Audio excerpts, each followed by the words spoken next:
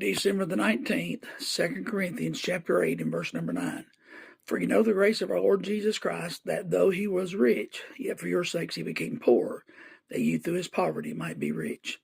In eternity past, Jesus Christ dwelt with the Father in all his glory. He revealed to us that when we read his prayer in John 17, when he talks about the glory he had before the world began.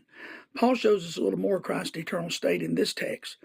It describes what Christ had laid aside to come and redeem fallen man. First, he describes this entire story as the grace of God.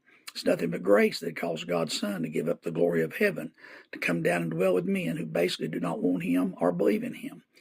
God tells us that in his previous state he was rich. Imagine all that Christ enjoyed with the Father before his birth in Bethlehem. He had all the angels at his disposal. He possessed all authority.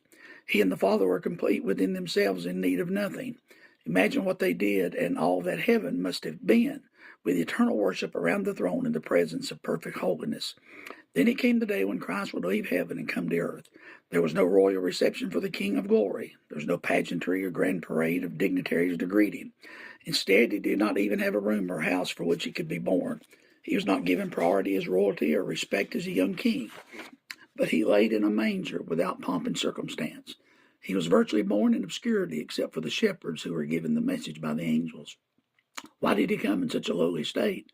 According to this text, it was because of his desire to become humble and lowly, experience poverty and want, so he could in turn make those he redeemed to be rich beyond this world's comprehension. He is not speaking of earthly riches, but eternal riches. We are rich in many things, such as mercy, grace, and love. But the story is not finished. He's preparing for us a place in heaven where John described in Revelation. The streets are paved with gold, the gates are solid pearl. The walls are jasper, and the foundation of the city is built with jewels that are rich and rare. All of these things he's given to us. He became poor so we could become rich. What a gift he's given unto us. We should at least give back to him our lives to use as he sees fits. That's pretty fair trade.